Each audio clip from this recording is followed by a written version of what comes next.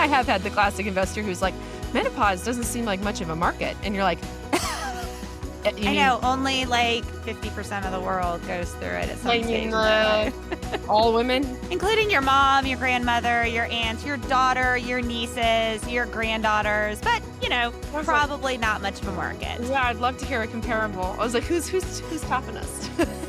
So, after facing her own medical difficulties, today's guest, Sam Smith, came face to face with a healthcare system that wasn't built to see, measure, or fully support what she was going through. So, with more than a decade of experience building and scaling startups from the ground up, Sam took matters into her own hands as the co-founder and CEO of Amissa Health, where she's using wearable technology and symptom data to transform how women's health is understood and treated. In this episode, you'll learn how to turn personal frustration into a scalable mission, lead in spaces others avoid, and build solutions that challenge broken systems instead of working around them. Really dig into how much money and the economic benefit of focusing on women's health and why we need to focus on it today, and why menopause is an amazing place to work in and build a company to address the issues that we have. So you're going to learn a lot. We have a lot of fun. If you're a man and you're like, I don't want to listen to menopause, trust me, you're going to want to listen to this episode, if not for yourself, but to understand all those around you. And hey, if you're a VC and looking for funding, an amazing founder on a great initiative that's going to be very successful, then stay tuned. Are you ready? Let's do it. Okay, welcome to the Badass Leaders Podcast. I'm your host, Gill Nelms, and each week I sit down with badass humans who are pushing the limits in their careers, companies, and lives. So if you're ready to talk leadership without the corporate BS, then let's do it.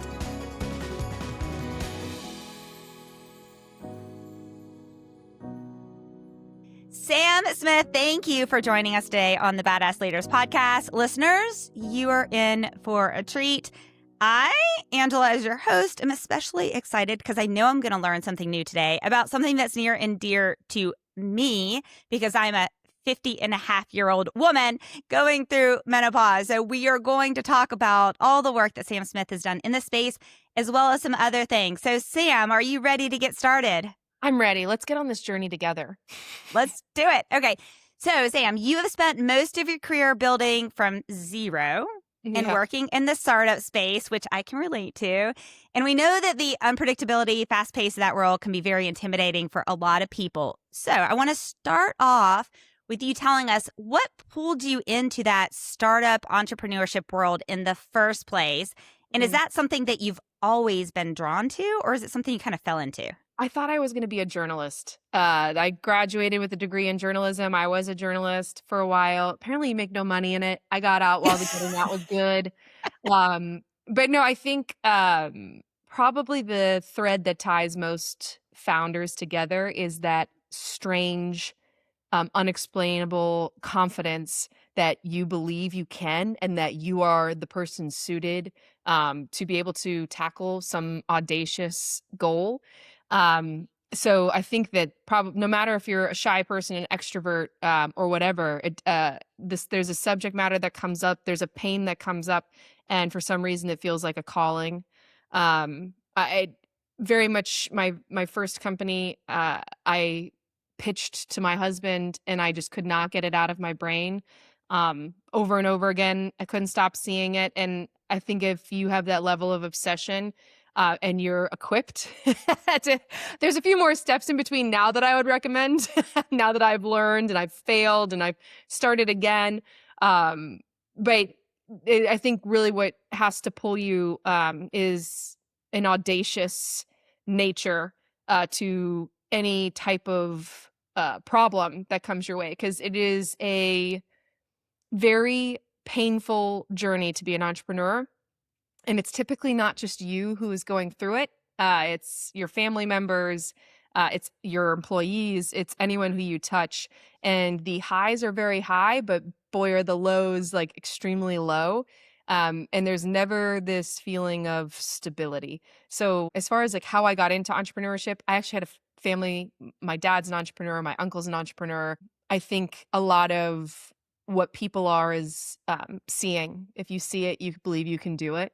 Yes, And yes. very much was me, and I was very lucky to, grow up in a situation where, my dad would pitch and, practice his pitches in front of us. I used to put, stamps on his postcards that he would do for marketing. I Um love this. yeah, so, like, my ability to see someone else and what's funny is, like, we cut coupons, we did all of the things. He did not shy away from the pain associated with entrepreneurship. And I think if you are someone who can see that pain and still feel as though I can do it, then maybe you can. Like, We- maybe you can. But it's a very unique type of individual who, and this is not meant to blow smoke up my own ass, but it's a very unique type of individual who is ready and wants that type of instability in their life. So, yeah, I love it. I don't think I could do anything else. I'm 100% confident my husband would be very excited if this was like the success story and we never Yes. touched entrepreneurship again. Like he's ready for me to be more stable, but it's really interesting being able to control your own fate, even if the fate is negative. Yeah. It was all you. Every choice was yours, and there's a lot of power behind that. So yeah, that's my little entrepreneurship, how I landed into the addictive nature of entrepreneurship. It absolutely is addictive. I will say that. And one of the things that we often say within the space as well is entrepreneurs have to be somewhat eternally optimist, or you would never Yeah. continue to be an entrepreneur. Like Yeah. no one, and I love the entrepreneurs who've been through failure Yeah. because we learn so much more through the failures than we do for the successes. And trust me, if you're listening to this, listeners, and you're like, I don't want to go through failure to I whatever, I know. just want to succeed, Yeah. and God bless you if Yeah. that's the path that you take. But I've never heard an entrepreneur who had a failure and then went on afterwards not say that they learned way more Oh, during yeah. that period of their life. 100%, and I do remember in my first company, which I failed, I was at a conference and there was a whole session on failure, and I was like, "Why would I put that negativity into my life?" So, Right? like, I think the number one thing that founders, or leaders can do is get in a space where people talk about it because it's the best learning, Yes.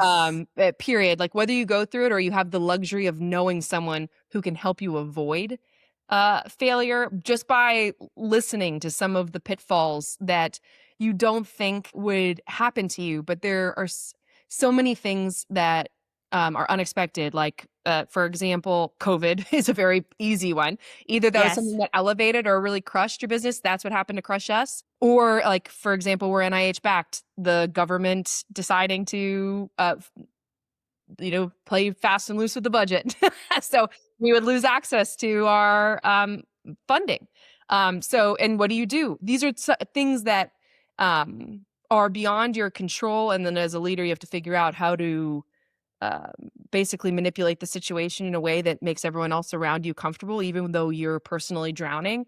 Um, Very much so when you're the CEO, it's a heavy as the crown type of scenario that no matter how Yes. panicked you are, you can't convey that to anyone else, which is very isolating. And Yes. there really is, unless you have a good therapist, no relief. Because you get to a point too that even your partner or your spouse or your closest friends are like, I'm really worried about you. Yes. I'm worried, but they don't have the agency to actually control or figure out how to improve the situation. Where a good entrepreneur sees that problem and there's like A, B, C, D plan in their head already. And you basically have to suffer through it alone until you get to the resolution. But yeah, most of it is of a failure is learning how to get out of the pain more quickly the next time. Right, exactly. Or who to reach out to in those instances. So I Mm. love when I see founders who join organizations or Yep. groups with other founders Yep. because what does that say? Misery loves company, but joy loves company, and you learn from each other. And you can actually say things in those spaces that maybe you don't want to say to your significant other or your family, or you maybe perhaps don't want to say to your board, and definitely don't want to say to a lot of your team members. Yeah. And so that's really important in the mental health space of being a founder, being a CEO, sitting in that position, in that role. You nailed it. It's the greatest resource, and, I mean, and you'll see that in my history, and I know we could talk about it, about how I just innately believe in founders coming together. We have a founder community where we meet for lunch, and it's something where it's only valuable if you talk about The the hard thing that. stuff. Yep. And I've seen, grown men and grown women cry going Yes. through, like, "I have 3 weeks of runway left. What am I gonna do?"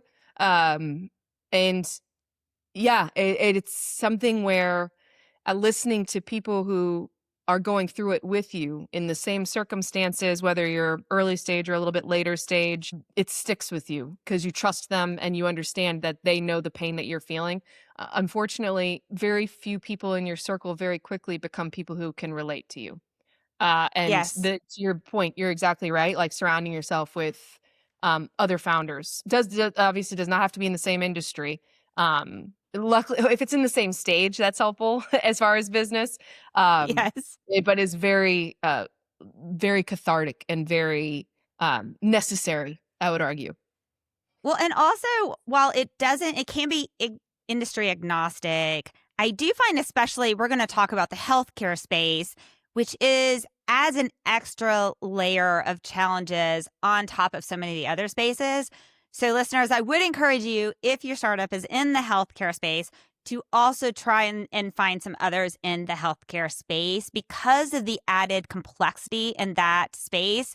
Then those individuals will understand the challenges of selling into hospitals, the challenges of getting something FDA approved, the challenges of working with the NIH and the NSF and any of the other foundations that are government related in that space, which is a level of complexity, a layer above when we're building, because I've been on both sides of the spectrum, right? When you're building perhaps a software company that's not as heavily regulated and it doesn't have as many barriers to entry. Yeah, I 100% agree with you, especially when, and we joined TechStars. We're part of the TechStars, Yes. AI Health in Baltimore, and that was, the specific reason they asked why us, and I was like, I need the healthcare, the healthcare component for all of the reasons that you mentioned. I do think that there's, like, the founders who you go to who are tactical, and can support by, they get you from 0 to 1 more quickly simply because they can tell you, "This is how I navigated this environment," which is just fraught, in healthcare. Sales in this environment particularly is Yes, yes, it yes, is. is an interesting question 'cause your traditional, AI for email marketing doesn't work because the clinicians are not being bought via email marketing or Google Ads. No. So everything that, you'll hear other founders doing as far as, tactics, and it becomes a bit irrelevant. Um, but if you're seeking more of a, emotional or, leadership based guidance, any founder will do. Just in hearing how they have overcome some of the issues that are just inevitable. No one gets through it without going through it. So, Absolutely. But I do believe if you've been able to navigate, for example, the healthcare space, you could go into any space. oh, And, the healthcare space, the other thing that often throws, because, that's what I do my day to day life is right. commercializing medical technologies out of Georgia Tech and Emory. And so many of our conversations with the team are you really have to understand all of your customers Right. because you have to convince the FDA that it's going to work. You have to convince the doctor Yeah. or the scrub tech or the lab tech to actually use it. You have to convince insurance and Medicare to actually reimburse for it. So you have all of these complexities within it. And I see a lot of failures when people just look at one of those customers and think they're smooth sailing and they don't realize, oh, wait, Oh, yeah. that's not right. No, that's not the way. And I think you could layer it too from whether it's industry or just business model. Like if you had a graph, because your B2C play versus your B2B, the constraints are just different and much more challenge. I after my first company was B2C focused, and I was like, I would never do that again. I've learned I'd rather go B2B, and I can tell you why, but there's learnings, especially if you're going venture backed. Around those specific business models, that it's very good to, before you get started, before you quit your day job. If you think you have, in my opinion, I'd love to hear yours. If you have a B2C company, definitely go pitch some other founders. They should be your first group of people who you pitch to, because they will tell you. And the more companies they've been through, the greater the value of the advice. But they will tell you very quickly whether it's a yes or no, and you should be prepared to get punched in the face. Either Yeah. way. Oh, exactly. You cannot be, entrepreneurship is not for the faint of heart. Yeah. If your feelings get hurt easily, Yep. then stop, collaborate, and listen. I Yes. can't help it, but Uh, you have to do something else in those instances. And I think so for the listeners, if you don't understand what we're talking about, so B2C is a business to a customer, and B2B is a business to a business space. And there are pros and cons to all of those. They're completely different business models. There are a lot of different things that play in. And so hence the advice that you would get and need from those is very important. But I love your idea, Sam, about pitching to other founders, because other founders are going to be more likely to tell you the truth and the facts versus if you're just pitching maybe just to friends and family and some people around you. They want to see we you love you. succeed. Yeah. They love you. And you're like, but look, don't you love my baby that I built? And they're like, well, I love you. Yes. Of course Yeah. I love.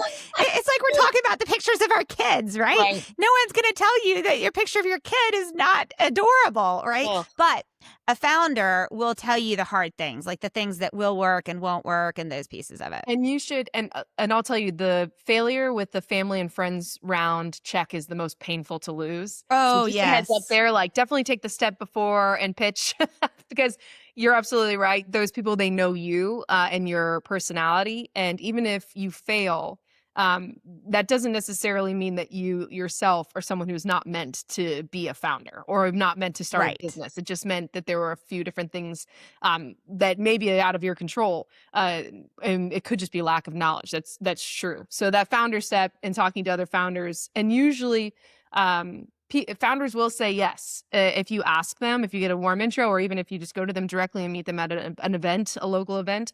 But I think one of the fears I hear from people, which is so funny, is they're like, "Oh, but what if someone steals my idea?" And I promise you, they will not. Like, I Exactly. promise you they won't. And I can tell you multiple reasons why. And it's because, well, first and foremost, like the obsession piece we talked about at the top, like Yes. taking and risking it all, betting on the house or whatever gambling reference you want to make. People don't just do that because you talk to them for 30 minutes and they're like, oh, yeah, that sounds like I should do that. Or I should recommend someone else do it. It's just not how it works. Now, there are certain, if you have like some secret solution that should be patented, obviously, like don't give the secret sauce. But like in theory, you should be able to pitch any type of business type and feel pretty comfortable that no one's going to walk away with that idea. And if they did, then you're not moving fast enough. Right. Exactly. It wasn't good enough to be a moat of any kind. Um, Exactly. One of the things that I say as far as friends and family round is that if I'm investing in someone's company in a friends and family round, I kind of think about it as if I'm loaning money to a friend. In my yeah, head, I think of it as a gift and I never expect it to come back. And I'm that's how, pleasantly surprised when it comes back because I'm never going to allow money or my belief in something I want them to be successful in to break apart the relationship I have with them as a human. And I think that's really important for those people that are putting money into that friends and family, because as the founder, those are the people you don't want to call when things, but most startups fail and right. some do great. So you have to understand if you're investing in that route, the odds of failure are considerably greater than the odds of success. But the fact that you've believed in someone and you've helped them grow on their journey, they're also, if they continue to be in it, they're more likely to be successful the next go round and the third go round. So And that, and the people who usually give you the least are always the ones who are the loudest. That's the same yes, in investing or in sales. They're always the biggest thorn because usually, there's many reasons why. But like you have to be extremely aware that if this is someone who is uncomfortable with exactly what you said, with never seeing that cash again, that is not cash you should be taking because you will spend most of your time speaking with someone who is probably the least important person on your cap table. Yes. Not the least important in your life, but the least Right. important on your cap table. And there's a difference. And then it really does affect your confidence when people who've believed in you start to question or doubt. Um, you have to think about your mental health long term, but also the value of the people on your cap table too. So if you're in a position where you have to raise family and friends, um, good, especially if they're rich. like yeah, good for you. But there's always strings, and people who are more familiar with the strings are usually a better marriage. Yeah, exactly. And I think that that's what you need to do is make sure you're setting clear, transparent expectations. Let's protect the Thanksgiving and Christmas and Easter dinner tables. Usually like Yeah, exactly. So there are things and there are reasons to do it, but I think it just ties to it. And we're going to talk some about transparency and transparent conversations and that. And we're also now going to transition and we're going to talk about the company that you're working. One of the things I forgot to ask you, Sam, is how do you pronounce the name of the company? Is it Amissa? It's Amissa, but Amissa. to be honest, we're B2B. I don't care. Okay, there you go. That's a B2C problem, baby. Yeah, whenever people pronounce it wrong, I'm like, as long as you can spell it and it starts with an A, you're on, with us. So yeah, Amissa. Okay, so you started with startups. We talked a little bit about that journey. And now you're the CEO and co-founder of Amissa, right? Yes. Health. Which so many different stories along with this. Okay, which focuses on data-driven menopause care, though. Okay, Yeah. So now a lot of people see the gaps in healthcare, specifically in women's healthcare. It's been underfunded, underrepresented. There's a huge need for it. But not just anyone builds these companies to fix these issues. So can you talk about what initial experiences push you from frustration? Because that's what entrepreneur and startups are, right? You're in the space of frustration. You come up with an idea and then you move into action. So what was it that caused that? And what drove you into women's health advocacy in the first place? I love that. And if you go back into my career, women and putting women forward, whether it's just as founders, that's why I started Seed the South is one of the other entities that I started, which was a pitch competition focused on underestimated founders. Figuring out a way to level the playing field is always of interest to me. There's a lot of dynamics involved that are out of our control, but if you talk about what's the lasting impact or effect that I want to ensure that I can push forward, there's always a thread of trying to figure out how to support other women. And there's a lot of ways in which you can do that. You don't have to be someone banging on the door, marching, or doing. I think that the way in which I'm currently tackling this company will have ripple effects that I never could have imagined in any other type of environment or through any other type of methodology. But as far as like what calls me to this specific moment, the one thing that is really, really, really hard in startups, especially when you're super passionate about a topic, we've already mentioned at the top, is the timing aspect of it. Yes. And as you start to like mull on an idea, you'll come up with pretty irrational reasons as to why this is the time, why this has to happen now. And usually it's more so mentally based on the fact that you want to get out of whatever job you're in. Right. You want to do it now. Can I give an example? Can I give a concrete example of timing? I joke about this a lot because the very first startup that I was a part of was a software company in the clinical trial space in healthcare. And our initial product back in 2015 was called Cloudbinder because things were being stored in the cloud. Well, in 2026, the cloud is everything to people. In 2015, cloud was a 4-letter word in people's minds. So we seriously renamed the product to eBinder, which is electronic, still in the cloud. Yeah. And it was hysterical, but it was a timing thing for vernacular, for what people were Oh, ready yeah. for. And one of the coolest things that I experienced in doing that startup is we went from in 2015 through the beginning of 2019, where we had all these hospitals saying, we will never do this, right? And then 2019, there was this huge shift. And Yeah. all the hospitals said, we have to do this to remain competitive, which was the coolest experience of my life, to be at such a pivotal shift Yeah. point. But those times matter. And so a founder can have a brilliant idea and it just not be at the right time, Yeah. or it can be at the right time. And let's hope Amissa is at the right time. Well, and I could tell you a few signals as to why, but Okay. I also think that it's important to figure out how you get to that confidence Yes. before you get going. And I think you could say the same thing with AI, especially in healthcare, where I mean, there are still conversations that I have with clinicians where they're like, "Oh yeah, we're not touching AI." But I think there were studies that even came out this week that said the likelihood of clinicians adopting an AI scribe are starting to increase. Like there's this Yes. comfort Yeah. happens. It's your whole Uber story, right? Like no one could imagine getting Yes. into a stranger's car until they did.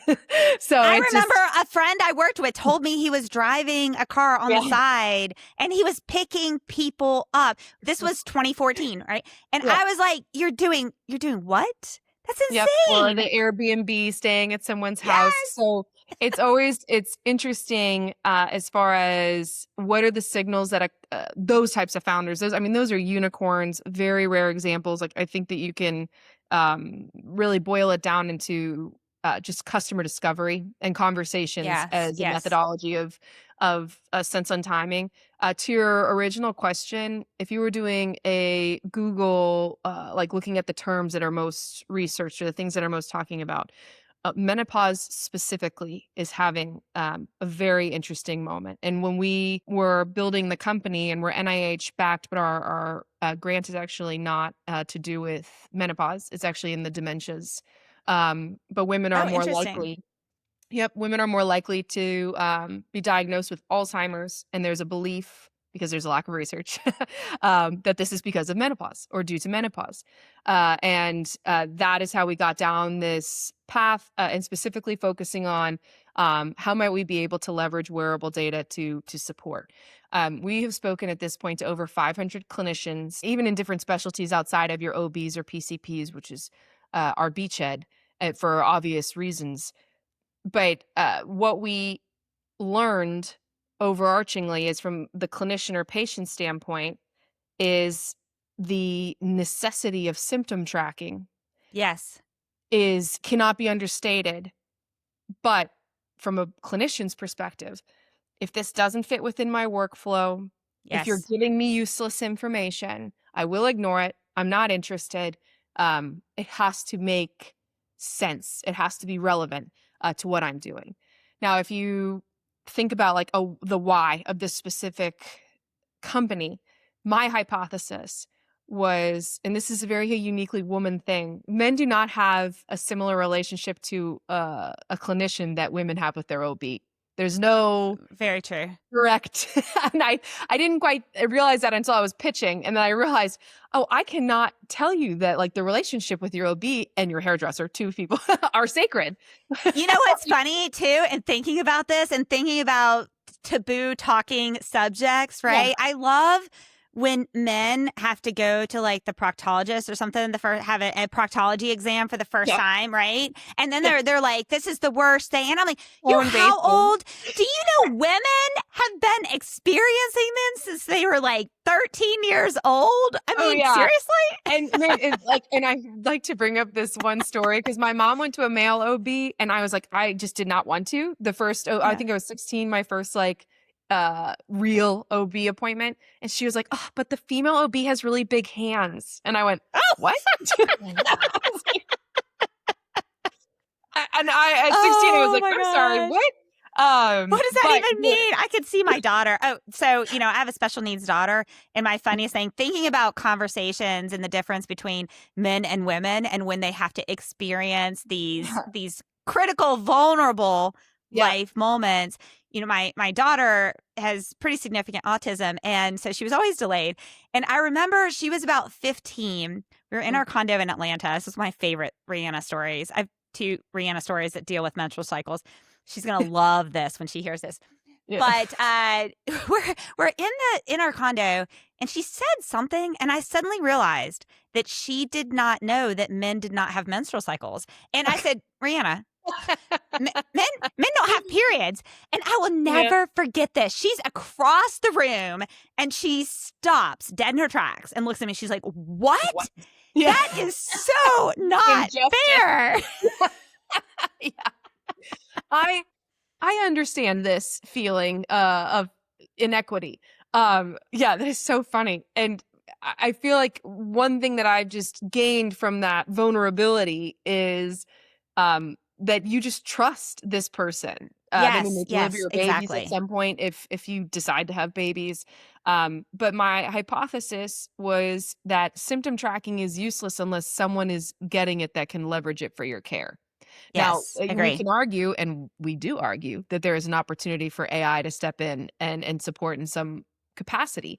But in the short term, especially when you're dealing with a subject matter, and I can't understate, it's I don't think people really recognize until you dig into the state of women's health, how underserved, under-researched, ill-equipped the system is Yes, for yes, moments that women have always experienced and that 100% of women experience.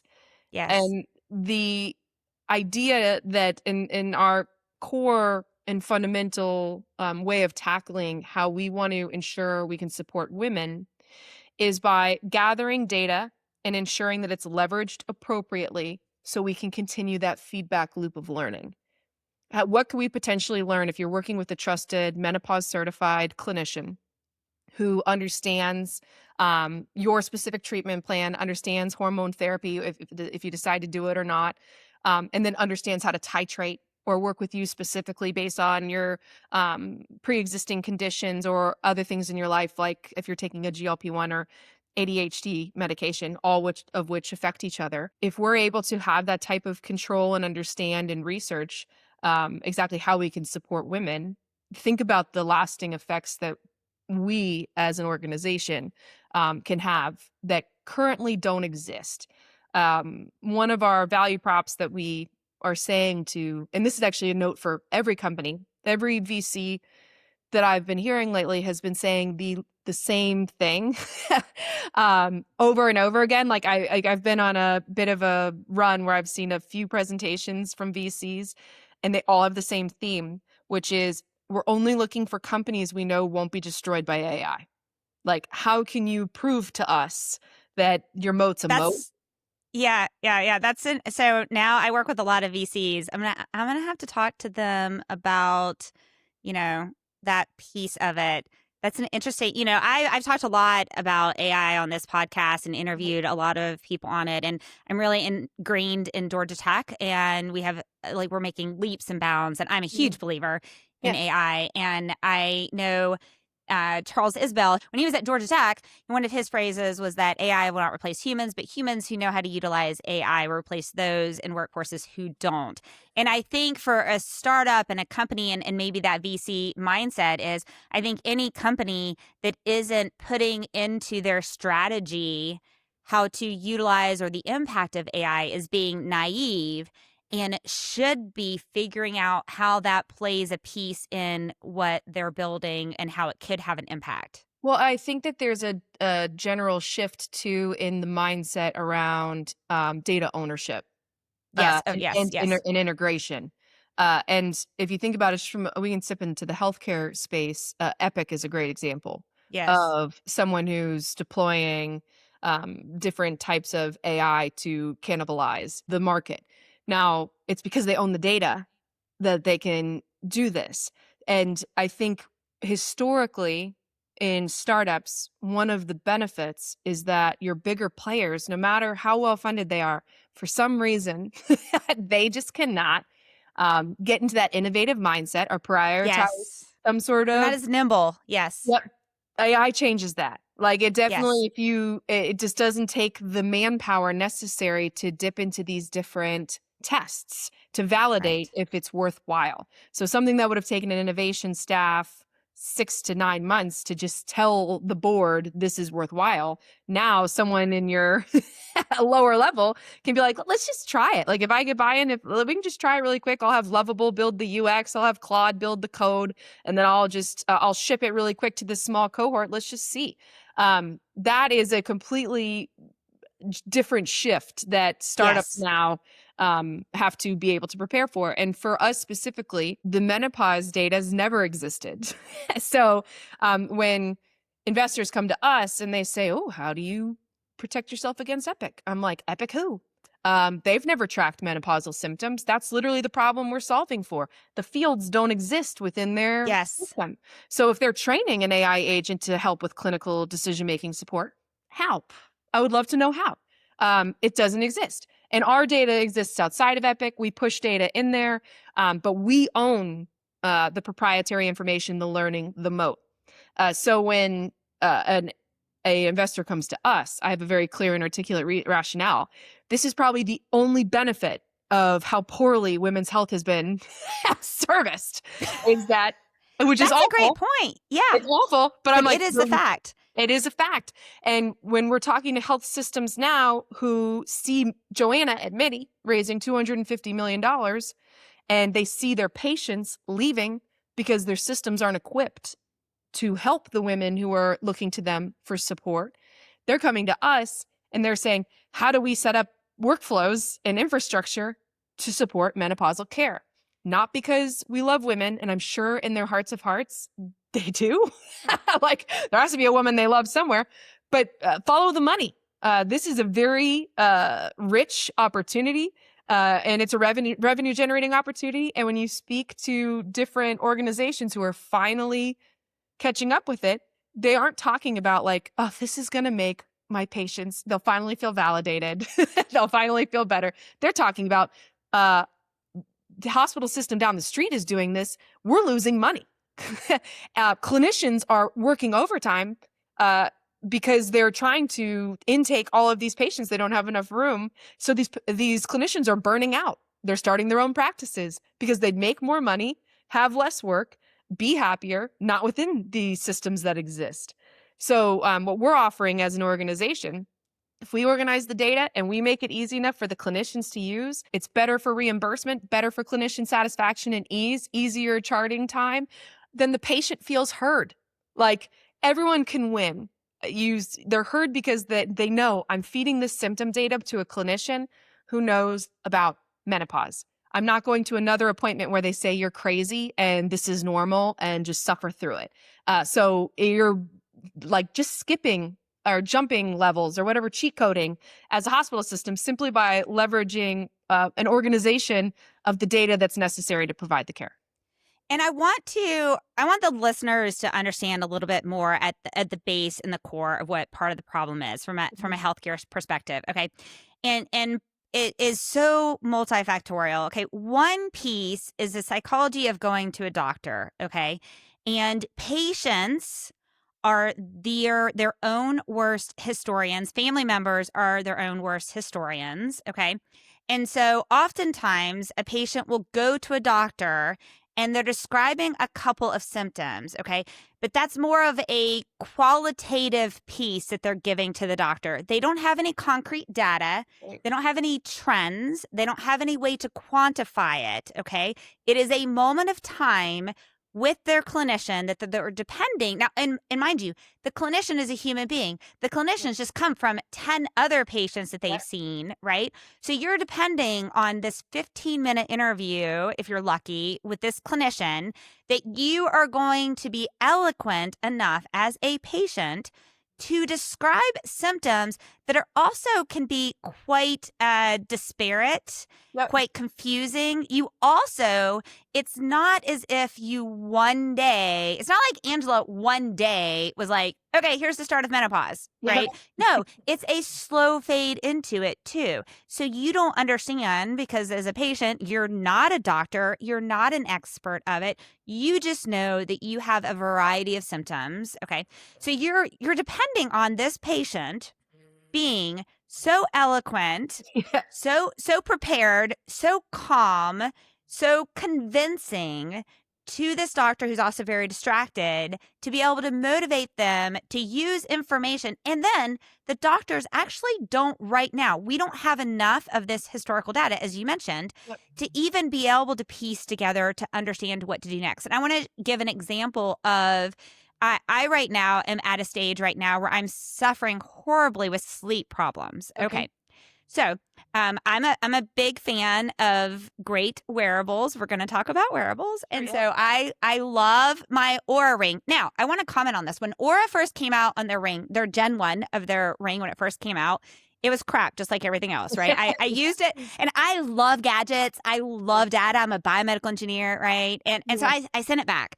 A couple years later, Nice. a couple years later, I don't get any money off of Aura for this statement, but Yeah. hey, if you want to sponsor the podcast, You're an early adopter who is like, no, I'll exactly, wait. Yeah. exactly. I'll wait. But then years later, I got one, and let's go back to this conversation I just recently had to have with my doctor about my sleep issues. Okay, it's one thing if I just go to my doctor and I say, I'm a 50-year-old woman who works a gazillion hours and I'm tired and I wake up a lot at night. That's a very common thing. That could be a gazillion things.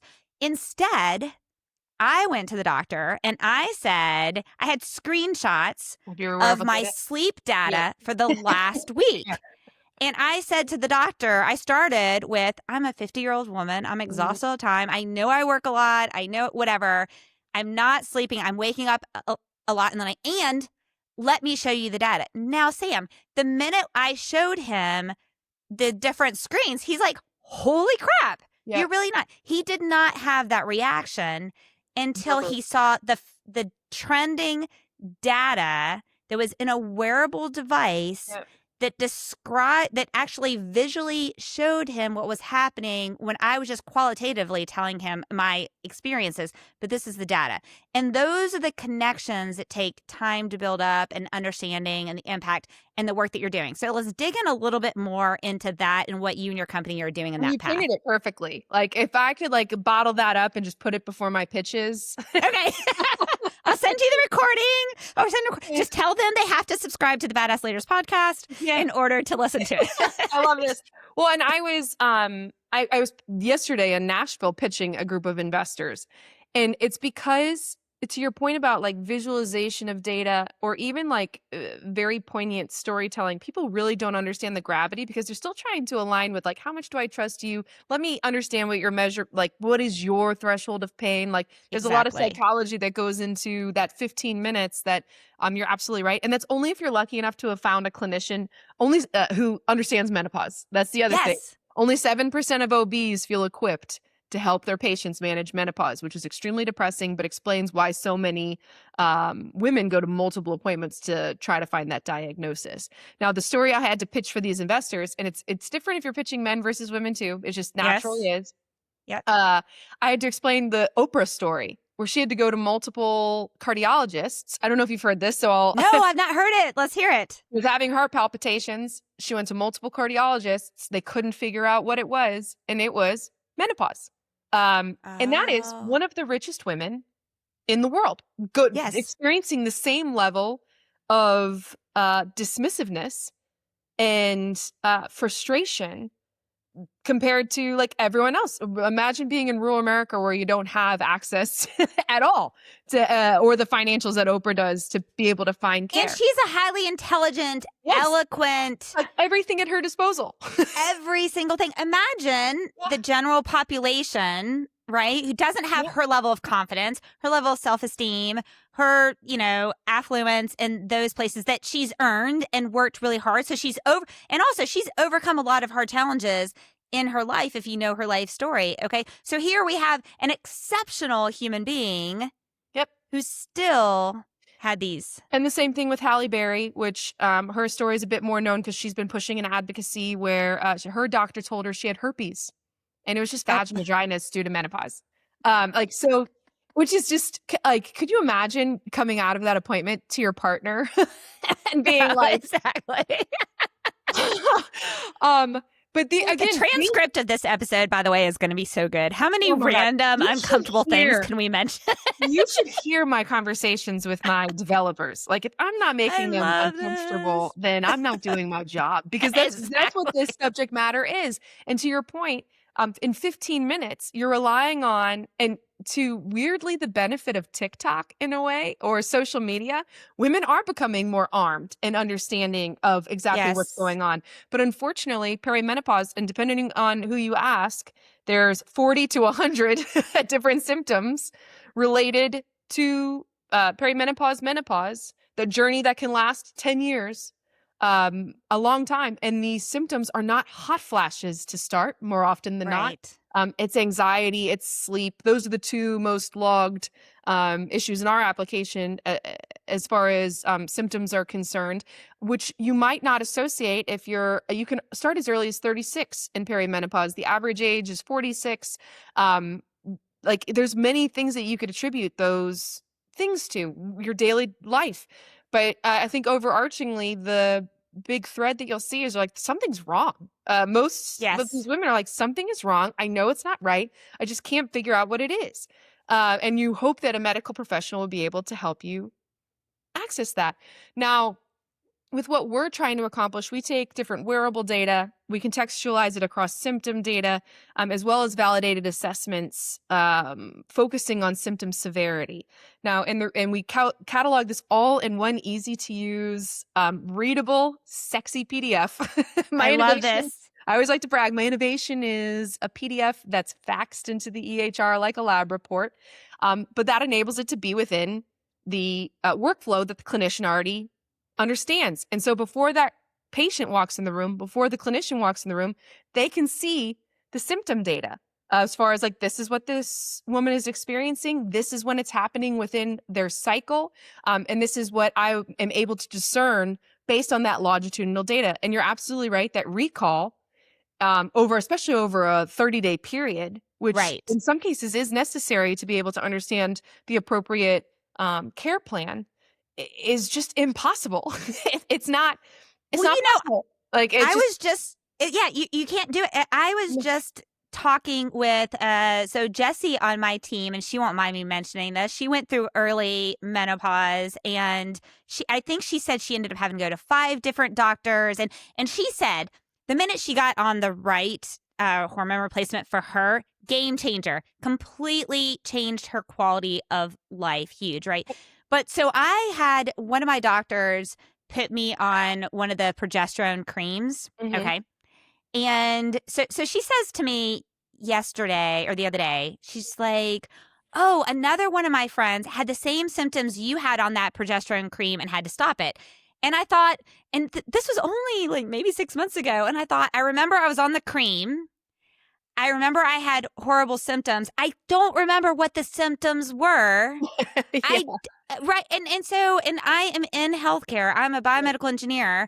I remember whatever the symptoms were, they were awful. My doctor took me off of it. I told the story to a coworker. She remembered it better than I am. But going back to your piece of it, then if I have to go to my doctor, if I haven't logged that somewhere, so I have it for historical information. Yeah. And also because we have this problem with hypertension patients as well, is that they go from doctor to doctor to doctor. And so they don't ever actually try regimens that are building on each other. And then so also, if I now go to a completely different doctor who doesn't have that medical history, and then they ask me about, I'm going to be like, No. I'm literally going to say, I don't remember. I just remember Yeah. it was bad, right? Yeah. And that is the problem with trying to Yes. trust ourselves as humans, as being our historians, versus something that can track and implement data driven so that the physicians can make data driven decisions. 100%. And the same thing too with this is again very female oriented, but pregnancy. Like if you really remembered how garbage You would never pregnancy get is, pregnant again. you would never do it again. And then there you are, like you're so focused on the outcome that you forget. But this is something that's constantly, whether you're talking to, and we serve any type of menopausal specialist. So whether you're in a concierge cash pay practice or you're in a health system focused on reimbursement, the stories are the same. Like the pain is the same. To your point, even if it's just something where over a period of 16 weeks, patients can't remember, they'll Yes. be getting substantially better. And they will be like, oh, I was so focused on one core symptom, I forgot that sleep was also a factor. Yes, okay, that has gotten better. Oh, I guess the hot flashes have gotten better.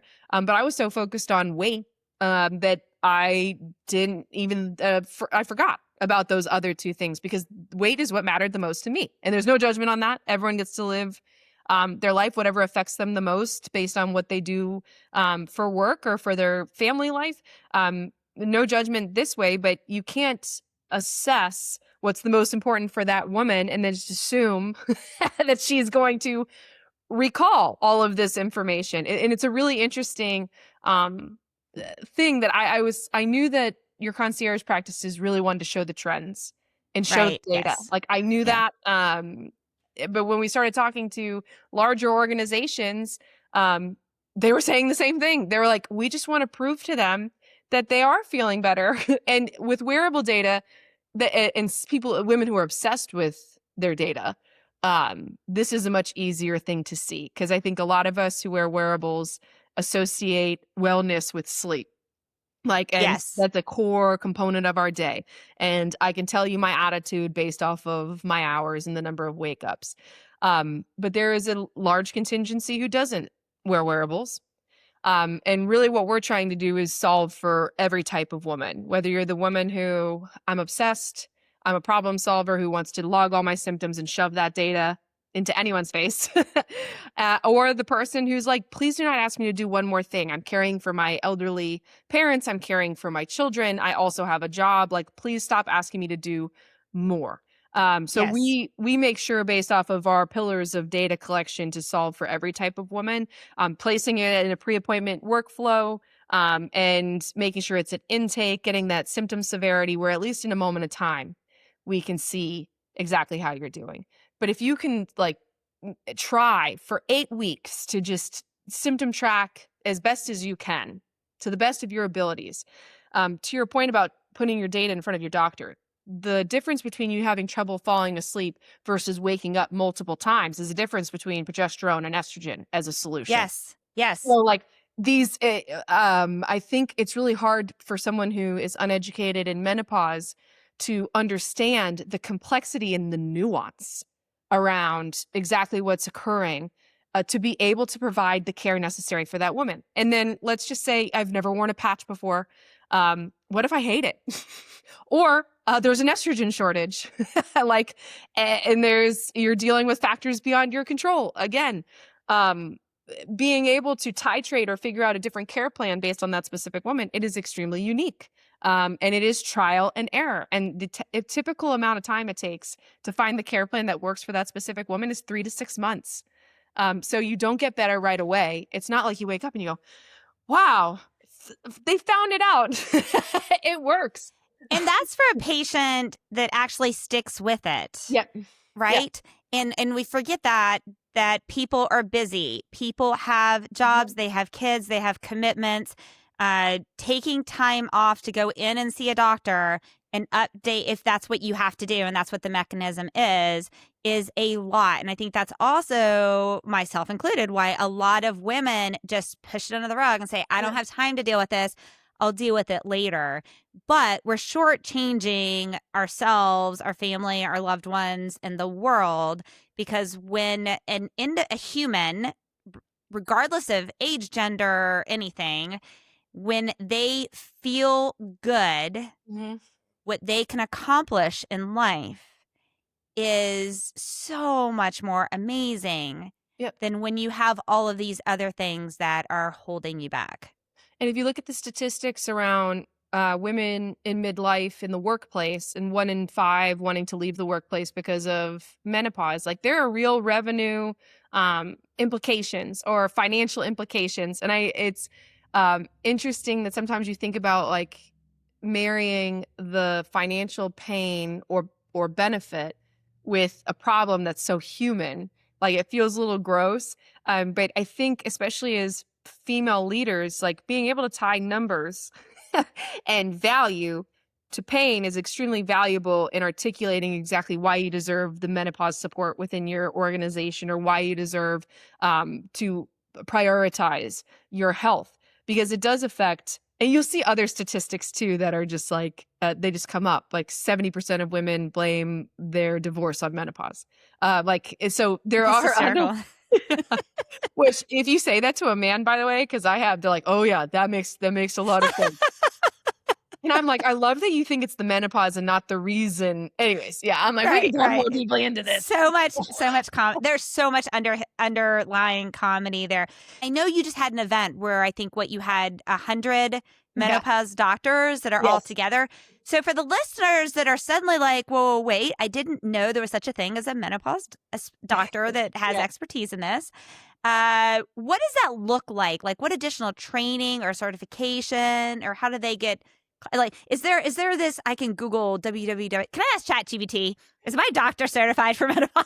Well, yeah, so there are certifications, and it used to be NAMS, or the National Association of Menopause, but now it's the Menopause Society has a certification process that clinicians could go through. I was specifically at WAM, Women's Health. It's a Harvard course teaching clinicians who want to learn about menopause. Um, eh, and this is a fraught problem or this is a problem that we believe is an opportunity for us, and how we can leverage the data and AI to support clinicians.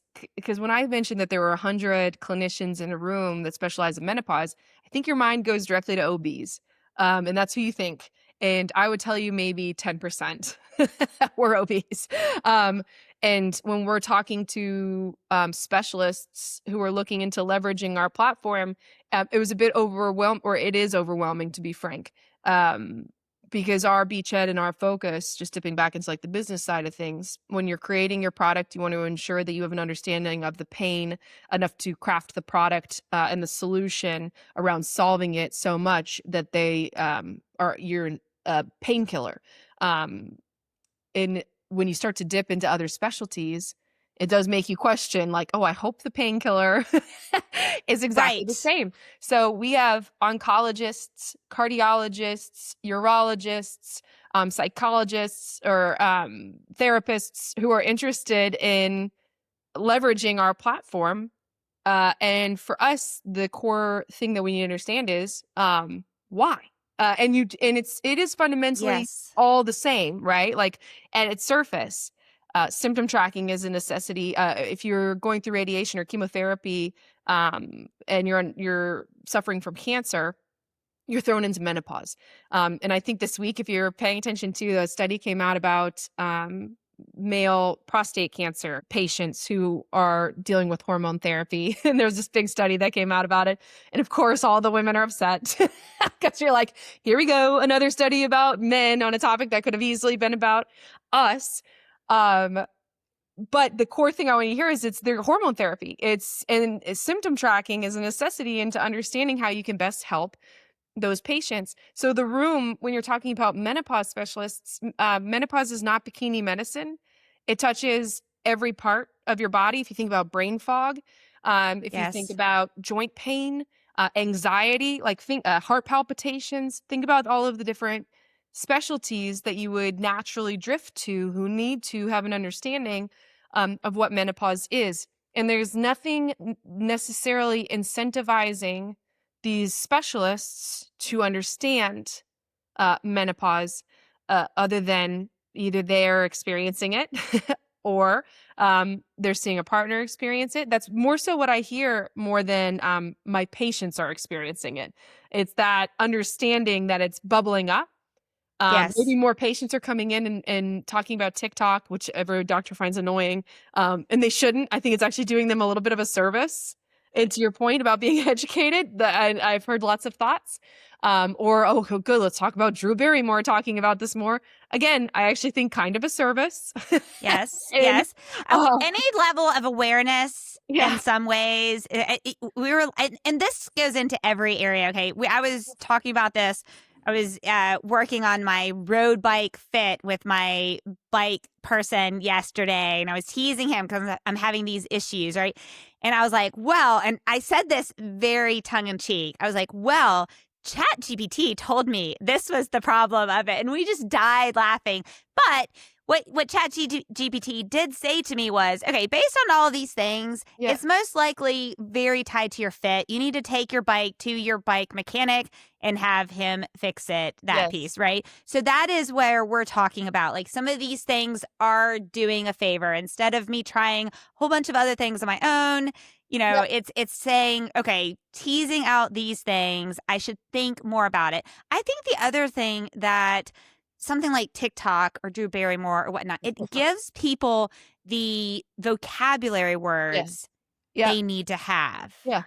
These are not words that we learned when we were studying for the SAT in high school, Oh right? no, yeah, So it gives us those and awareness because as you were saying, you were listing all of those subspecialties and I might not realize that my weight gain, my anxiety, my heart palpitations, my lack of sleep, man, I'm starting to feel exhausted just listening. yeah, And that all of these could be tied to that one thing, yeah, right? And so having all of those individuals, then because I can imagine, then if you're a cardiologist and someone mhm, comes in and they're having this and you're trained and certified in menopause, then you would be trained to ask the questions that pull out those other symptoms yeah. as well. And it's an art, right? Like to your It point, totally is. it's a 15-minute time period. Like unless you have the playbook, especially of different women coming in, let's like 40 different symptoms. Let's just say each of them are plagued with one. Like, how do you even get that conversation to a place within 15 minutes where you can make an educated guess? And that really is the power, I think, of not only what we're doing, but the technology and AI and how we can leverage it to support Yes. the democratization of knowledge amongst Yes. these specialists who overarchingly want their patients to get better. Like, I think that's like the theme is the same. I have yet to meet someone who doesn't, but they're also trying to figure out how to make things more efficient. And so when they hear more data or like someone's bringing in their wearable Well, if data they don't know what to do with the and they don't know what data, to do it with it, doesn't. exactly. They're Right. like, Exactly. Take care of a patient, you're at risk because there's such thing as yeah, yeah, yes, malpractice. yes, yes. Yeah, And that, so you have to be very conservative. Now, if you're at a concierge place, then you have a little bit more levity because also the patients have more income. They allow you to take more tests. You're yeah, not tied to what insurance says you can test for the patient or not. You're not tied as much, right? You have more space in that area. But I think, also don't give doctors enough credit for the mhm, challenges that they have. They are in a system that pays their bills, that tells them what they can and cannot yeah, do.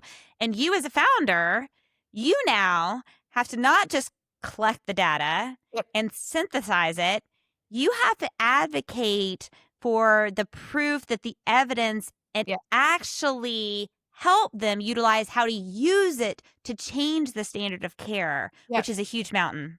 Yeah, and again, if you follow the dollar bills, like you can't go wrong. Is one of the again unearthing and customer discovery if there's founders out there, um, and asking the right questions. One of the interesting issues that we kept hearing were OBs were worried to bill inappropriately or in higher level codes because of Yes. denials, the pain that would like the additional pain. So they weren't coding appropriately. Simply because they're like, let's do an easier evaluation code because it takes less documentation, less likelihood to be denied. Like the one thing they cannot stand is that their patients receive a bill.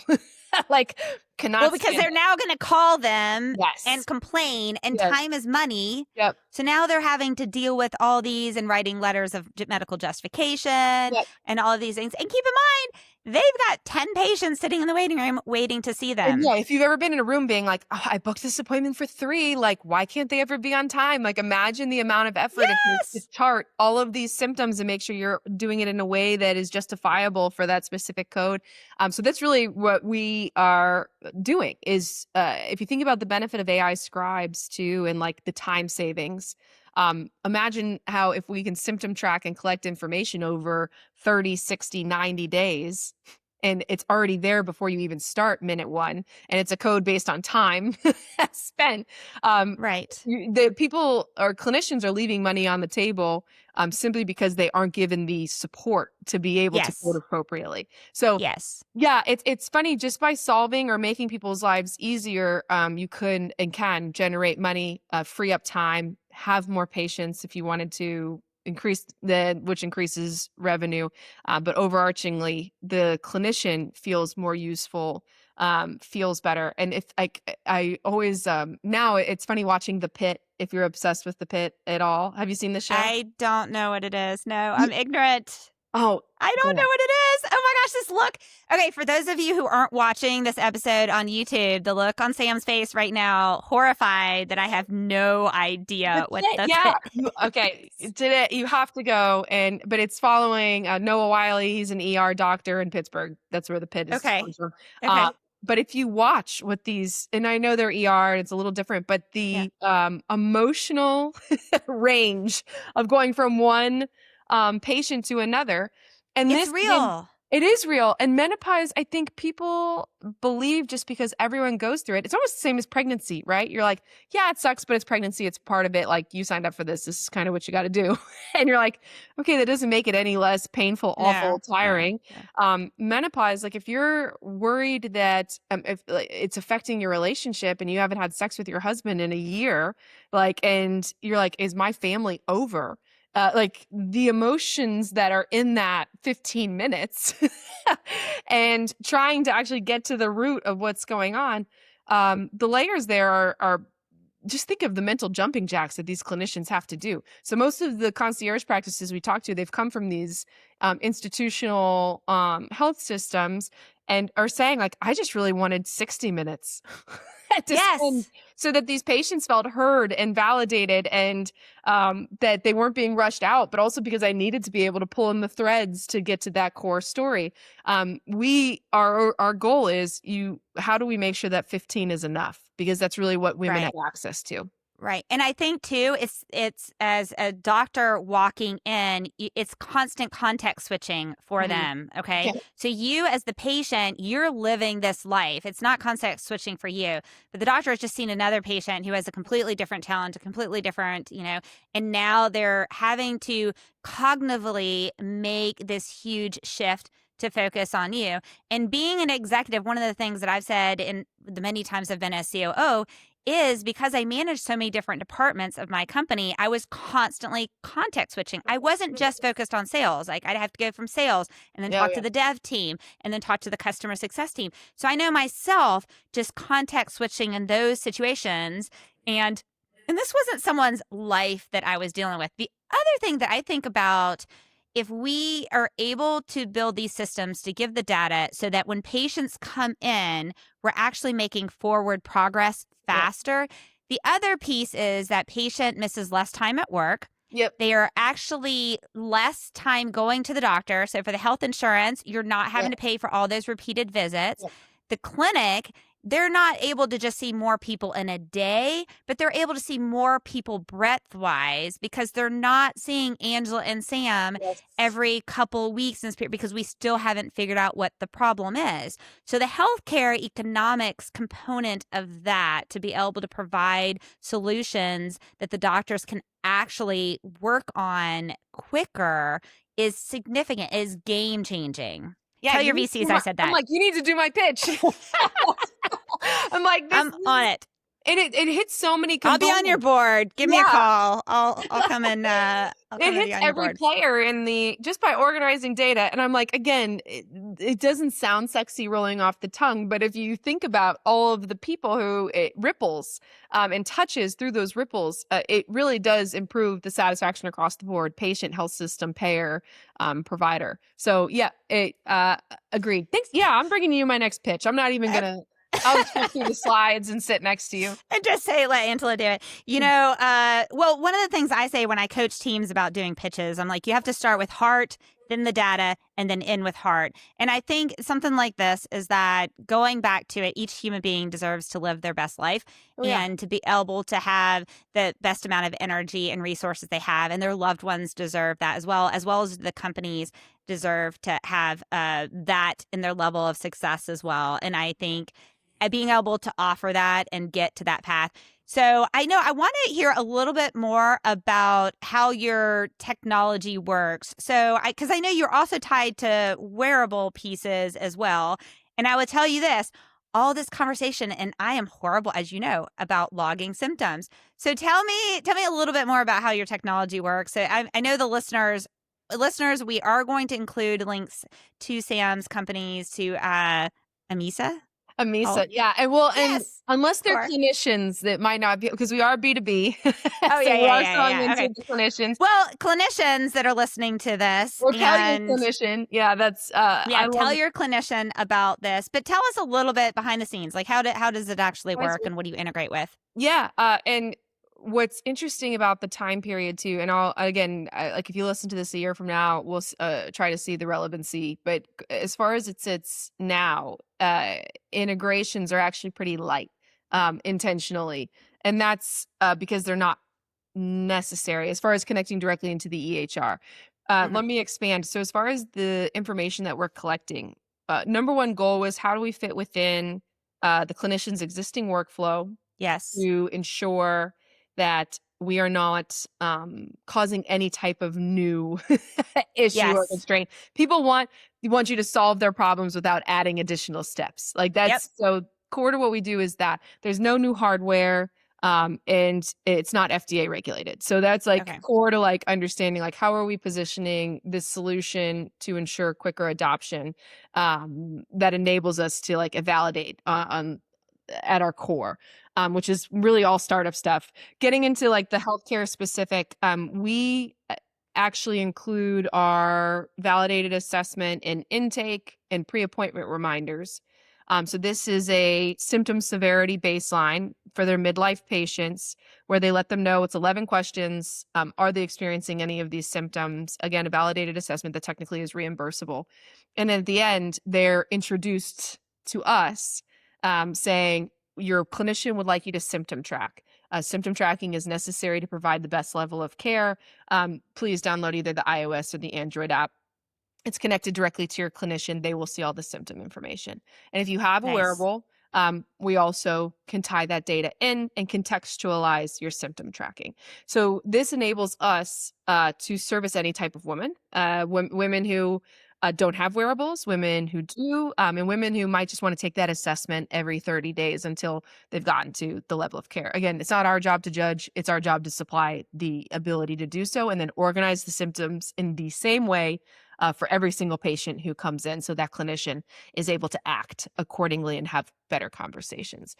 And for the listeners who don't know this, the reason this is not FDA regulated is that you're not making medical decisions. You're not telling the doctor what medical decisions. Not yet. All you're doing is providing the information that the patient get. And listeners, you probably already are experiencing this if you're going to your primary care physician. A lot of them are starting to do the surveys for depression.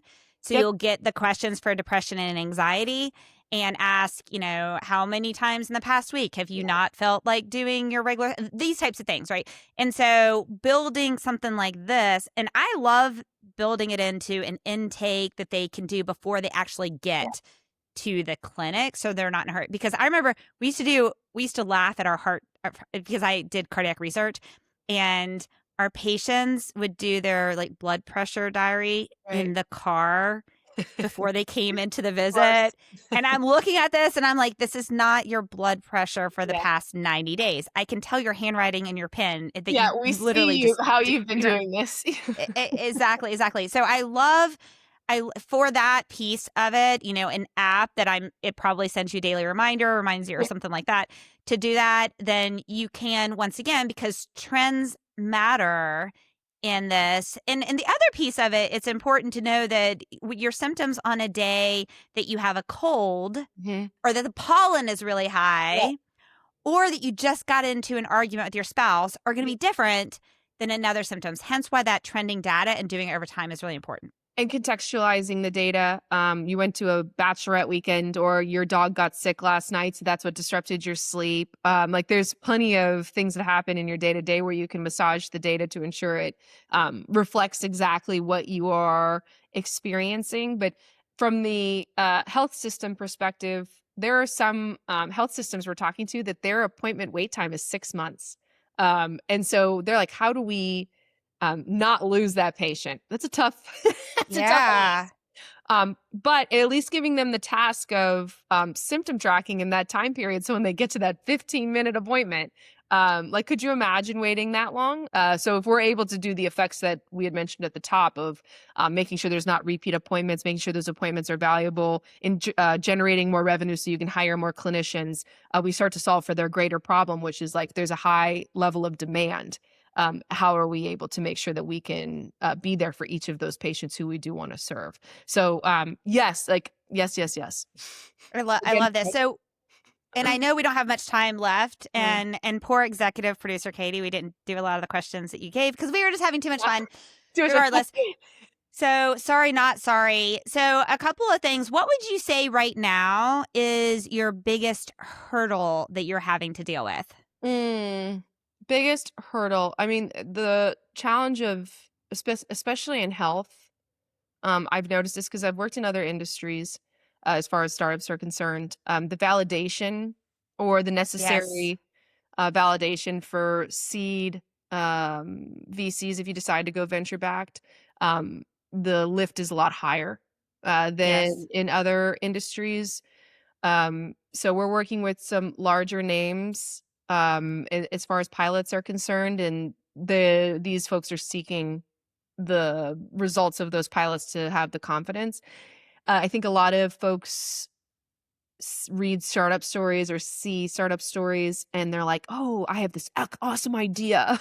and and it's going to make so much money and That's so cute. I know it's so cute. But Bless then their heart. I don't like to add the layer of being a female founder is harder to raise too. I like to add the contextual understanding as to why.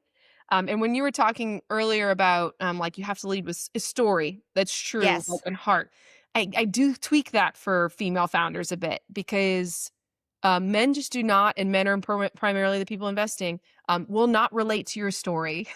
You have Like, to be, well, I think the thing is that and we say this to our teams a lot, you yeah, do not use the exact same deck and the exact same pitch for every audience. no, So the story you're going to relate to, the story you're going to share with a man in a VC fund, you walk in and it is a bunch of men.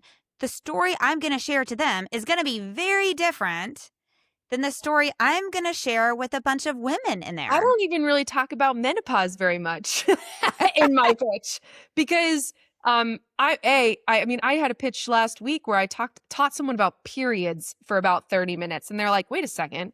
Periods don't happen regularly?" And I was like, "Shit, I know this conversation isn't going to go the way that I want to do." Trying to avoid as much as possible, and this is like not it's not meant to be a hot take, it's just the reality. No one in these rooms want to talk about me being a mom or me being a strong female leader because really what Right. they look at when they see me, which is the unfortunate reality, is they see someone who it's going to be harder for them to raise because it just is harder for them to get follow on capital because it just is, and harder for them to find investors who are passionate about their specific subject matter because it just is. And I don't think it's anything that's an innate bias. I think it's math. And it's just how can you best equip the receivers of your information to Yes. see The the dollar problem. signs. Like, Yes. and that's why I'm like, you'll hear a lot of female founders who are like, "Oh, they asked me a question, like, about being a mom." And I was like, "Okay, 2 things. Either, like, why did that come up?" Right. In the first, what were you giving out to, like, get received that? Or, and Exactly. let's assume that you weren't, that's a quick no. Like, move on. We gotta get past that person and move to the next. So if you're a Exactly. female founder. Not all money is good money, and not all partners are good partners. And you have to find the ones that are going to be in there to set you up for success and to succeed. So exactly that. That's an Yeah, immediate no. 100%. And like I think the biggest lesson for first time founders, especially if you've never been in sales, getting to the no is the As goal. quickly as possible. Yeah, get Yes. to the no. Whether it's a customer or it's an investor, like say all the things you have to say, be as authentic as possible because to be clear, and this is always muddied and lost in these conversations because you're gonna hear a fuck ton of no's. Like you'll Yes. just and it starts to put you in this mindset that they're in the power position, but they do not make money unless you exist. They are Right. not the ones doing the work. They are actually not even that smart. Like if you start to like really get through the reps, you're like, shit, I'm teaching a bunch of people about periods. Yes. Like you start to get to questions and you're like, it becomes very clear like who is worthwhile by the questions they ask. And Yes. like that's the determining factor. Like an intelligent person would have asked that question differently, or someone valuable for my cap table wouldn't have asked that question at all because they would have known the answer. So I think many founders, especially when you start to get punched, and you will inevitably. And also the slow no is the worst. Oh God, like I can't handle that. I have lots of No. criticism for the VC side of things, and because of course they have like a narcissistic stick up their ass about how great they are, and Well, I unnecessary. think too, VC stuff, and because like I fund companies and I tell the teams when if I don't select them, I tell them like, look, this is not a perfect science. I No, am absolutely no, going to pass on something that that could could be be great.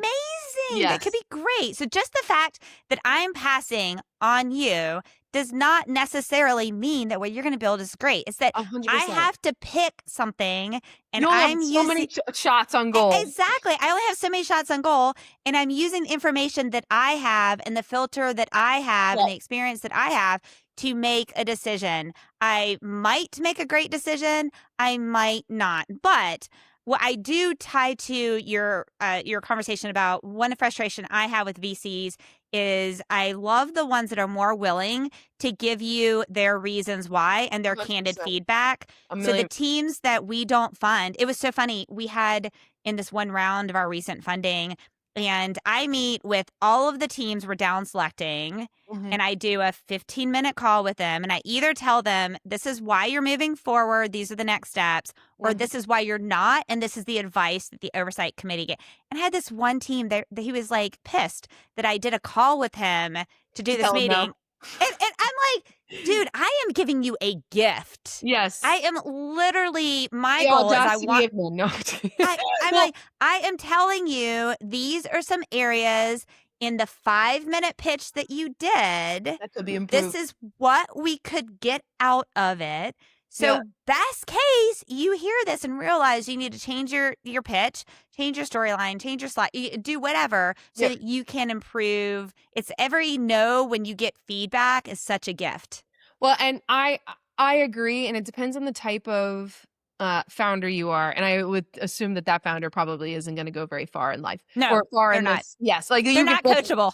yes, it's exactly like it's back and forth because all pieces of information. Again, you don't have to take it. Like you can listen to it, and Right. in my opinion, like the way that if I hear it multiple times, then I'm like, oh, okay, maybe we can adjust. But no one wants a founder either who gets one piece of advice and is like, oh, guess we're changing the business model. Exactly, exactly. Well, So your board definitely as well yeah, doesn't want it. Like, no, no, no, we're no, not doing a whole pivot, right? What's the ground truth here? it's an interesting like, and I heard this piece of advice over the past 2 weeks, which I thought was interesting because and I don't know why I've been doing this for a while and I don't know why I didn't think about it. Which was if someone says no to you and they're uninterested, don't ask them for referrals to other people because the other people would be like, well, are you investing? And they'll be like, no, I'm just No. not like, and I never thought to do that. Like I've only ever asked for intros from VCs who say like, ooh, I think we're better for you When as you soon get as to you a yeah, B or a yeah, C or as soon as yeah. you've gotten to X. Yes. Usually it's some sort of validation. It's not necessarily Yep. stage. Because if you're pitching the right group, like you should at least fall within a certain. But they in the room will change the goal line. By the way, like Yes, it'll the say on the list, goalpost will like, move. oh, your first check in, and like, sure, like. Cash flow I'm sure. positive. And then all of a sudden you're in Right. the room, they're like, no, we prefer it to be at least 1 million ARR. And you're like, Yes. oh, okay. 1 So million first check ARR, in. Sam, is a lot different than first check. Yeah. Oh, you'd think like, but no, not in You the need at room. least 5 LOIs. Oh, no, never mind. You need at least 5 annual renewing Yeah. subscriptions. I'm like, not in the rooms I'm in. All of a sudden, we're not as loosey goosey with our first Yes. check. But that's because, to your point, like if you see 100 companies in a month, like let's just say that's their pipeline or their deal flow, and that 10% of them or 10 feel really like solid choices, but you only have enough dry powder based off of your normal check size for two. Like you start to do VC math, you understand the predicament they're Yes. in. Exactly. And then the factors I mentioned at the top, which is like what's the likelihood they're going to close their round? FOMO, investors Yep. very much only move on FOMO. Yep. um, Yep. versus follow-on capital versus X. Unfortunately, unless you have your like ducks in a row, again, female founders are just kind of put in a different bucket, unfairly. I was like, fair or not. Even though female founders have proven that they can do more with less, that their TAM is big enough. I mean, I have had the classic investor who's like, menopause doesn't seem like much of a market. And you're like, you I mean, know only like 50% of the world goes through it at I some mean, stage in their life, all women? But I mean, sure, that's the kind of, you're right. There, I can't even including imagine. your mom, your grandmother, your aunts, your Yeah. daughter, your nieces, your granddaughters, but I was like, probably not much of a market. yeah, I'd love to hear a comparable. I was like, who's topping us? So, I love um, this. but again, like there's a quick question where you're like, there you go. That person is obviously gonna say no and not worthwhile. And obviously not educated or well versed in. Which, you know what? An Yeah. experienced founder, too, also knows when to quit Oh yeah. in those instances, right? Because you hear that and you're like, okay, we're not the right Yeah, fit. I'm seeing This it. is Yeah. exactly. It's like dating, right? Yes. And you go out on a date and the person says something and I don't know, they love UGA football and you're a Georgia Tech fan and you're just like, you know what? This Well, is this this is isn't not going gonna to work work. for us. Yeah. I wish you the best on your journey Now I with wouldn't that. use that as the measuring stick for investors, but I couldn't resist. But the point being in this is that not all money is good money. You yes. don't want I do a lot of coaching with people about who they want to have on their board, who they want to have on their team. I think female founders are incredibly resilient and have a lot of benefits they bring to. And I think the same thing, having a female in the C-suite. I mean, I remember in the companies that I was in, I was always in all of them, the only female in the C-suite, and the Yeah. investors loved having a different perspective. Yes. So you The right find the ones. teams exactly, and that's what, and there are more and more of those, and so I think unfortunately it's women like us who are paving the way for the next generation of them, which is totally fine. We'll figure out how to make You don't really it have another work. choice, right? Like, Right? if I had a Exactly. choice, I definitely wouldn't want to go through it. I'm like, give me the money. Show me the money. Yeah. Show me the money. I also would Okay. rather not be the statistic. Exactly. Okay, are you ready for some rapid fire questions? Yes, sure. Wrap it away. I gotta scroll all the way past all of this advice we just have to do another episode sometime because Katie's like, we had so much more to talk about, Angela. Well, I love it. Okay, so let's do it. Okay, so for you, Sam, what felt more badass? Standing on the cliffs of Moher, running a marathon after okay, yes. After 3 straight days of pitching in San Francisco, or surviving 10 days snowed in with a 2-year-old and no childcare. Yeah, I was like, I didn't even view any of those badass. Like, I just thought that was like life. Yeah. Yeah. The daycare, the childcare one is a real a real pain in the ass. And you don't know until you know. So I would say that that one is like that's one like which one wouldn't I want to repeat, I guess. And that was definitely the one. Um no, but and you have to give mad credit to my husband. My husband steps up in ways like I've been traveling every week for the past this is more badass probably for the past 6 weeks.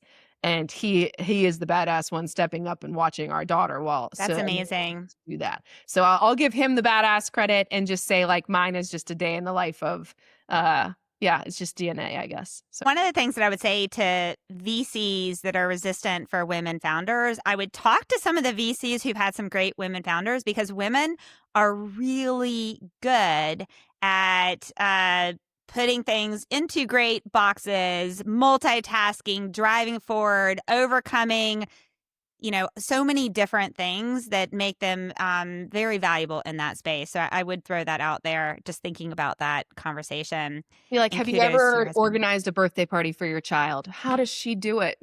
Yes. Well, I will say every hard thing you do is eventually at some point you're going to say you're glad you did it, right? And so Right. I went back to school to get my engineering degree as a 29-year-old single mom with a special Nice. needs daughter. And when I was Badass. interviewing for thank you. And when I was interviewing for jobs when I was graduating, I interviewed for 3 jobs. I got all 3 offers. And when Nice. I talked to undergrads about this, I'm like, you know what? The deal was I was able to prove to them I could do hard things Yeah. no matter what. And they didn't Right. see me as a single mom. They saw me someone who could solve problems Yep. and had documented experience doing that. And I think that we as women, we can solve problems. Men can solve problems. We can as well in our unique way. And we need to just harness and show the documented experience and levels that we have that we do that. And, to your point, pre-show, you're like, "Hey, make sure you actually get to the point and use concrete answers if Yes, you're" yes, I think to your point probably about storytelling, it's about getting to the again, I think the numbers or, like, grounding yourself in some sort of, facts. relatable truth and less emotion. Yes. Yeah, that helps women probably further, their storytelling along. Which I have to sidebar to this, right? Because that's why your app and the Yeah, tracking of your symptoms and yep. seeing the trends is so important Mhm. specifically for this Yep. because it takes the emotion Out of it. out Yep, of it and exactly. shows the facts in a visual fashion, in an interpretable fashion that can be You have to utilized be to my make pitcher, like, decisions. I'm like, "I'm not doing my job well enough." That's Hey, you'll get this recording. You can thank you, we you. can we can nail it. I'll put We'll my role face play I'll this. use AI, I'll use your voice in my face. There you go. I love it. I love it. Okay. So, back to rapid fire. What is a trait you look for immediately when hiring? I like curiosity. Yes. That's my number one, I like curiosity enough where they've already dug into the problem and come with questions. That's probably just a that's it. Yep. Yep. I agree with you 1000%. Okay. What about your leadership style or mentality has most changed now since the start of your career? I would say I am less emotional. Like just and my I've gotten better at letting my emotions drive decision making. This isn't a female or male, and I think it's all founders. We're very passionate, like, and I like to say that passion swings both ways. Like you have to have that high Yes. level of emotion to ensure that you can get up in the morning after being punched. There has to be some sort of emotional tie to what you're doing, and that makes us a very um, aggressive group of people. I think being able to slow down and recognize uh, that you have to have the ability to just take a beat. Yes. And Yeah. To separate things, take a beat, yeah, pause, look at the facts, yes, it's not and all gut at some point. yes. Like, and I think a lot of what we, especially in your first company or early on, a lot you have to. That's all you get. Like it's just Yes. you, and you're not being pulled or trusting any other sources around you. And as you grow, it's a tough pill to swallow to like just be like, this is what I said it was supposed to be, so that's the way it is. Yep. Like, and if you're not meeting that expectation, then maybe get off the ship.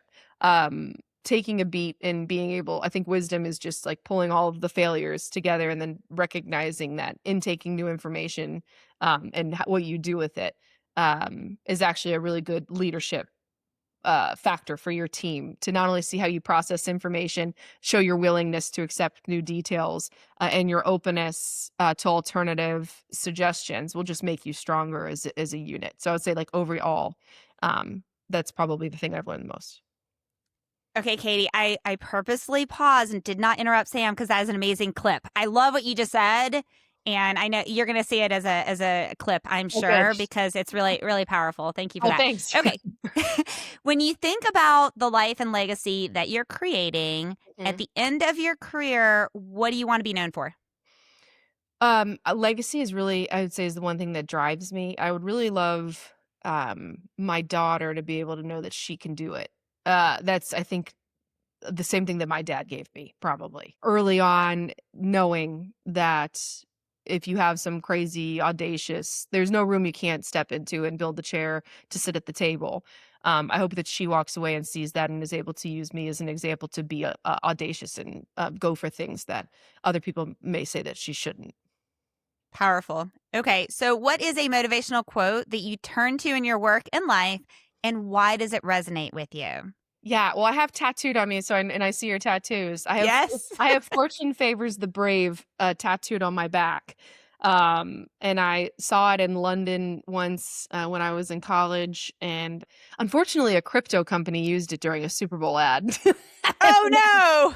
Really ruined it for me a bit, but, there are moments, no matter how bold you are, that you're faced with and you naturally will wonder, am I equipped for this? Was I the right person for this? Can I do this? No matter if you how narcissistic you are, and I mean we naturally are, as founders, um, something will come your way and you're gonna question your value, I think, or your ability to accomplish. And this is one of those quotes that I just like stick to where I hype myself up before pitches and all the things, or not even necessarily that quote, but even just like thinking about things around it. It supports me in just being like, let's fucking go. Like, like if this is name someone who's you, babe. Like, like let's do this. So, yeah, it's a hype calling and something that I think again when my kids see it on me, I always thought that um, I hope it causes them to think differently, when it comes to taking that big leap.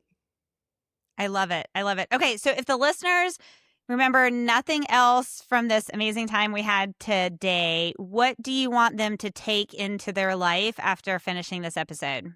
That women's health is not some fluff bullshit that you just support because it feels good or it's a DEI initiative. It's a money making opportunity. And if you're intelligent, you'll see it.